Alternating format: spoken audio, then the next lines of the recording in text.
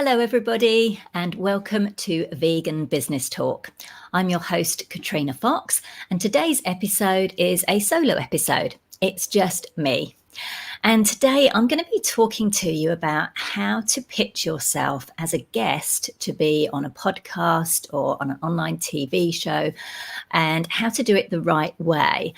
Because I had a couple of situations have come up recently, as I'm the host of two podcasts. This one, Vegan Business Talk, and also Conversations with Vegan Women Leaders. And I wanted to share those with you to show you what not to do, but then also to show you what to do to increase your chances of getting on a show.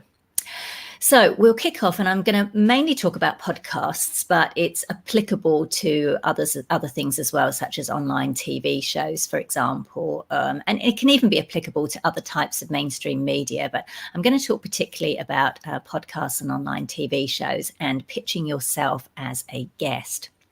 So, as I mentioned, I have a couple of podcasts, and I've been a journalist for 25 years. And so I'm on media databases, I'm on the radar of publicists and others.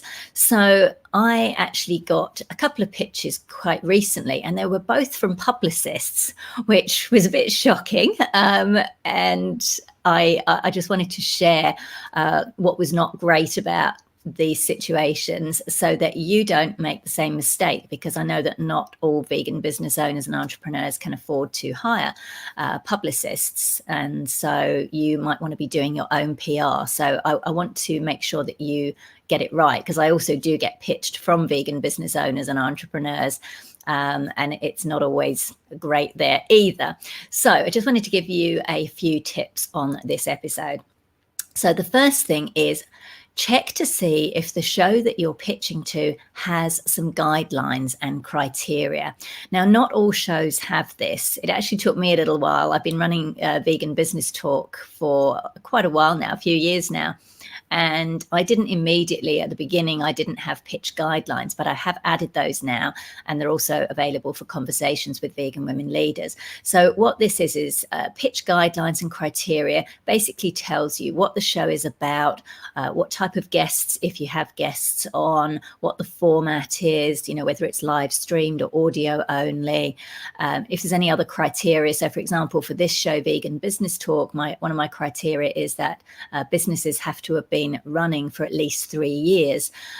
So I don't typically interview startups on this show, because this show is really about providing information such as challenges and strategies for success from vegan business owners to share with other vegan business owners and entrepreneurs.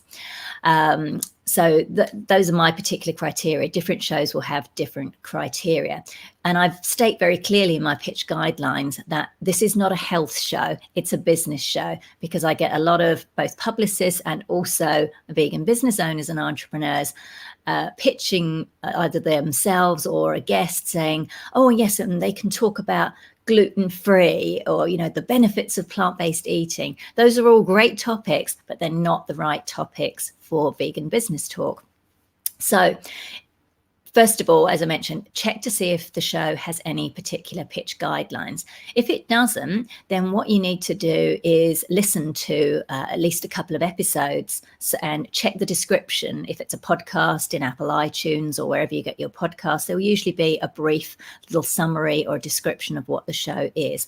So just make sure that you have an idea of what the show is and its format before you send in your pitch. So I had something happen. Two things, actually, and as I mentioned, they're both from publicists. I had them, they pitched their guest, they pitched their client to me to be a guest on my show, one of my shows. And what I typically do is, if they haven't already read the pitch guidelines, I think they kind of might sound interesting, either they or themselves or their client might sound interesting, I quickly flick back an email saying, here are the pitch guidelines and criteria. Please take a look and then get back to me.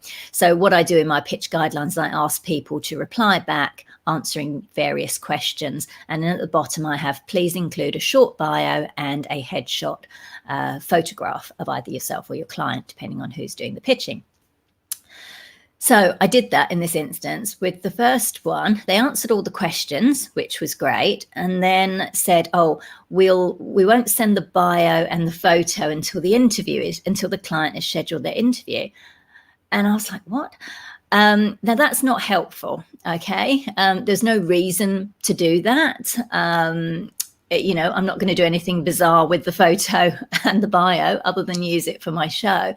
So that was very strange. It's also annoying because it's really helpful to have it in one place. And also journalists don't want to have a lot of toing and froing back and forth with emails.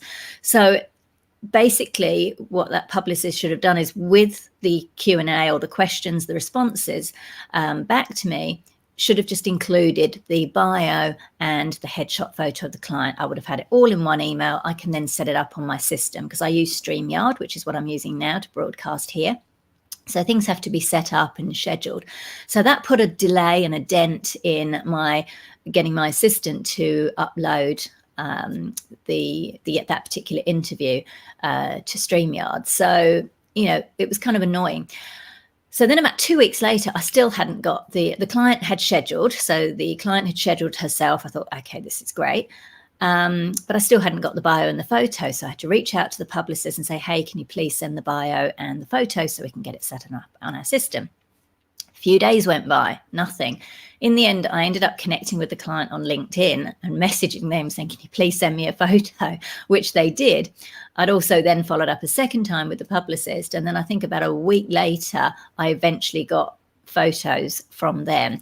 So that was quite shocking to me, especially, for a professional publicist to do that, because it's really important to make journalists' jobs as easy as possible. And that includes people who are podcasters or bloggers or, who have online shows of any kind. Now, the second example I had also came from a publicist for a different guest, and they, again, same thing happened. They pitched their guest. I thought, okay, they sound interesting. I replied back, here's the pitch guidelines. They replied back nice and quickly with the responses. And they also included a photo and they included a photo, but then they said, we're still updating the bio. We'll send it as soon as it's updated. So again, that was a little bit frustrating because, again, I haven't then got it all in that one email, and it's just easy to find rather than trying to search several emails for photos here and bios here, etc. But I thought, okay, so I waited, and then they did send it through. But when they sent it through, they initially sent it through as a Word document. Then they said, and here, hang on a minute, don't use that. Here's an updated version, and it's all designed. And what they'd sent was a PDF, and it was all beautifully designed, and it looked nice, and that was fine. But it wasn't actually that helpful to me as a journalist. I just wanted the bio. And if you know about PDFs, you'll know that when you try and copy text from a PDF and put it into a Word document, which is what most writers, journalists, etc. use, you lose all the formatting. So then I've got to spend time, or my assistant's got to spend time, reformatting the text. Whereas if it was sent in Word, I can just do a straight copy and paste and then do any little tweaking that's necessary. So that was slightly, minor. It wasn't like I had to keep going back and forth to chase. But I ended up just using the text from the Word document that they'd sent through. I also had requested a short bio of 50 to 100 words. And this publicist had actually sent like an essay, which again, was time consuming. I had to go in and kind of tweak it. But that said, at least I had the information there and I could tweak it. And I'm going to talk to you about how you can make it easy for journalists by having different length bios shortly. So those were a couple of incidences that happened that I thought it would be helpful for me to share, because even though they were from publicists pitching their guests, their clients, it's helpful to you if you're going to be putting yourself out there and pitching yourself. And I recommend that you do, particularly, podcasting is just kind of going off. It initially was popular, then it kind of evened out. And now, due to COVID in 2020, everyone and their dog has started a podcast. We've got celebrities and politicians, all starting their podcasts. So if you are going to be putting yourself out there, highly recommend that you get yourself onto shows. So how do you do that in the best way. As I mentioned, first of all, get to know the show. Watch or listen to at least a couple of episodes, and then check to see if there are pitch guidelines, and make sure you follow those when you then reach out via email, or there might be an online application form. Just fill an online form out. It's different, and just follow those guidelines. Okay. So one of the important things to have is a media kit. And I'm going to give you an example of someone who does this really well, who I'm going to be interviewing on Conversations with Vegan Women Leaders. And that's Colleen Patrick Goodrow. Now, many of you will have heard of Colleen. She's a renowned vegan author and speaker. And her moniker is the Joyful Vegan, which I love. I think that's lovely. I love seeing certain words next to the word vegan, like joyful and vegan, which is wonderful. But interestingly, I actually had reached out to Colleen to invite her to be a guest. So she hadn't, she or her assistant or publicist hadn't reached out to me. I'd reached out to her. But what was interesting is Colleen has got an autoresponder on her email. So when I sent the email, I immediately got an autoresponder back saying, thank you for getting in touch with Colleen. And then there's a whole list of, depending on who you are and why you're getting in contact. So if you're sort of, random kind of member of the public, it says, look, you may find resources here. And then there's a lovely section, which I was really happy about. It says, if you are calling from the media or you're looking to set up an interview with Colleen, please find her media kit here, which contains her bios and a range of headshots and lifestyle photos. And I was like, oh, yes. Interestingly, Colleen is also a podcast host. She's got a couple of podcasts herself. And I did notice there's a line in her auto email that said, if you are pitching yourself or your client to be a guest on Colleen's shows, please be advised that that's not the format of the show. We don't have guests, but good luck. And I thought that was really interesting because she's obviously been sent lots of pitches for people to be a guest on her show, when just having a quick cursory glance or a listen to a couple of episodes, it would be clear that she doesn't have guests. That's just the format of her show. It's a solo episode shows. So again, that kind of underlines my point of, instead of wasting both your time and the journalist, the podcast host, TV host's time in sending inappropriate pitches on inappropriate topics, or pitching yourself as a guest when the show doesn't even have guests, far better to spend that little bit of time getting to know the show and what it's about before sending in your pitches. So a media kit. I've talked about this before. I've got a section in my book, Vegan Ventures, Start and Grow an Ethical Business, about it. I've got a blog post on veganbusinessmedia.com on what is a media kit and what do you need to include in it. So I'm going to reiterate some of that here.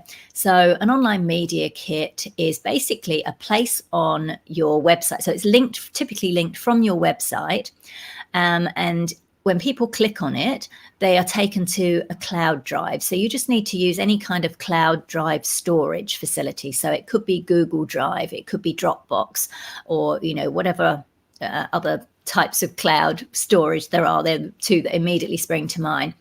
So it's really simple. Most people have got that, and you typically can get that for free, like free versions of various cloud storage options. So basically what you do on there is you put documents on there, documents and images on there, and you can put subfolders in there, such as headshot photos, and put your headshot photos in there. Lifestyle photos, you put them in there. I'm going to be explaining a little bit more about those in a moment.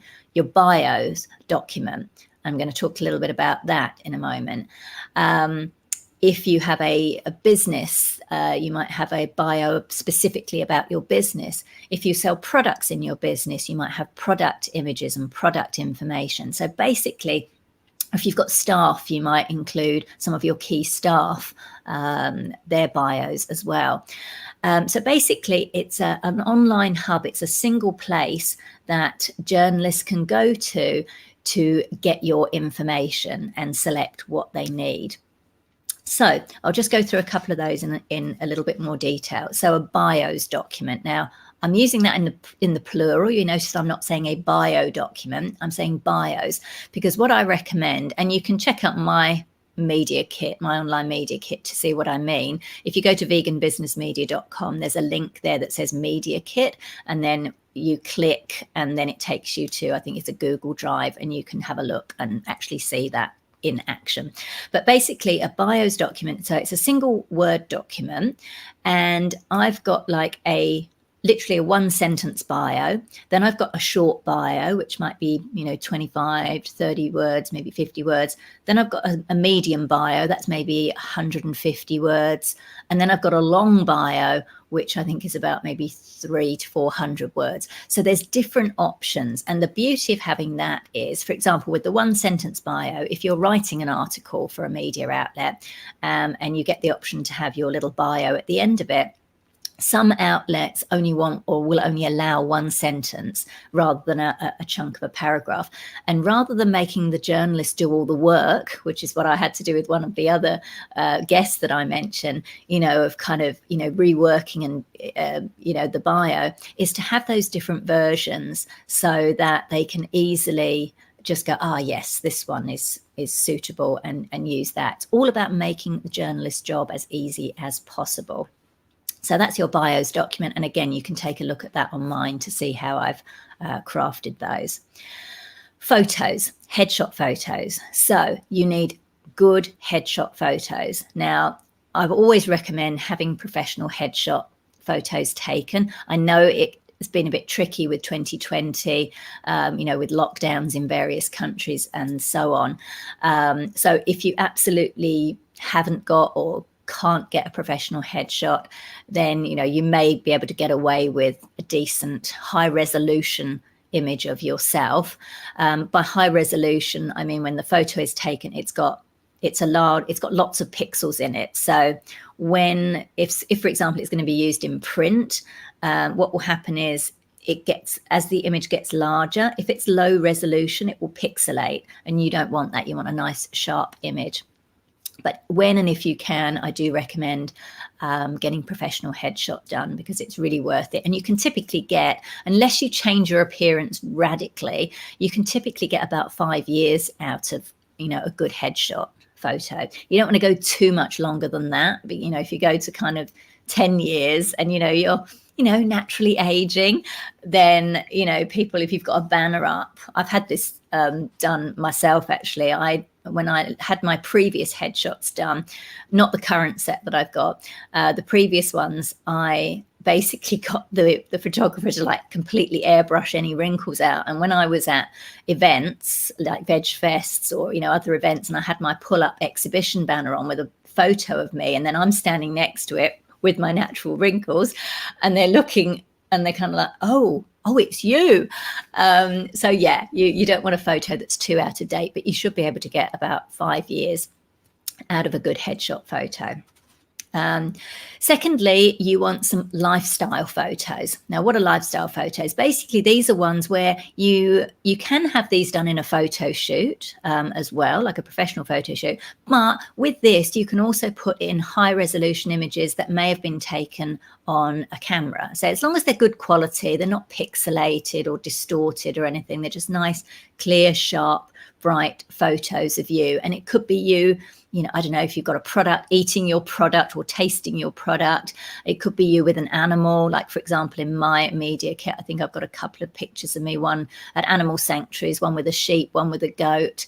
So they're just kind of more, what we call lifestyle shots, maybe you in action kind of doing something rather than the formal headshot. So ideally you have both, so that journalists can choose that. And recently, so for example, I'll give you an example of why that's helpful.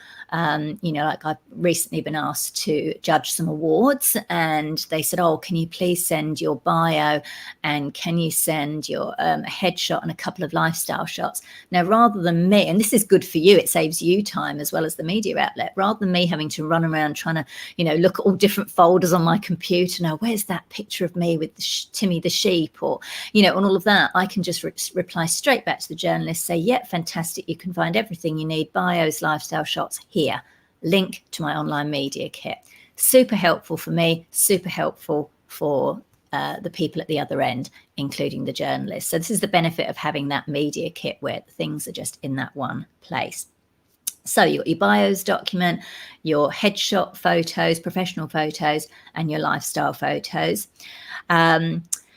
Yeah, as I mentioned, you might want to have, so as well as your own bio about you, you might want to, if you have a business or a non-profit or anything like that, then you might want to have a bio document about your business where you're just, talking about the business, what it is, what it does. You might want to include even a timeline of the business, so when it started, and any key developments. I don't mean like, put every single thing in there, but kind of key developments. So if you expanded to a new facility, or you got a large chunk of investment at a particular time, you could do like a little like a chronicle history timeline, which can be helpful. If you have staff, then you might not want to list everybody. If you've got a bigger company with lots and lots of staff, you might not necessarily want to put everybody in, particularly if you're in an industry where staff is changing. But certainly some of your key staff, you might want to put their bios in there as well, and potentially images, headshots as well. That's an option. And then, photos. If you've got products, then have some good products photos taken. And again, remember how I said it's a good idea to have professional headshots taken. If you've got products, it's really good idea to invest in a professional product photographer. And that may not be the same person that does your headshots. In fact, it's unlikely to be, because photographers will often specialize, and taking photos of people is very different to taking photos of products. There's a particular skill set there. I actually did an interview quite a while ago now with Hannah Kaminsky, who's a really talented vegan photographer. She's also an author as well, and she specializes in product photography, and she does give some useful tips and ideas in that episode, and I can put a link to that in the show notes page. But that's Vegan Business Talk, Hannah Kaminsky. So if you've got products, definitely have some product photography. Make sure your products are well lit. That's really important. If you absolutely really can't invest in a product photographer, then yes, you can take the photos yourself, but I'm not sure that taking a photo with your iPhone is necessarily going to cut it. But if you've got some kind of photography skills and you've got good lighting and you can manage to do it, then you can do that. But ideally have some product photos taken. So those are my key tips for how to pitch yourself to be on a podcast, be a guest on a podcast or on a TV show, an online TV show.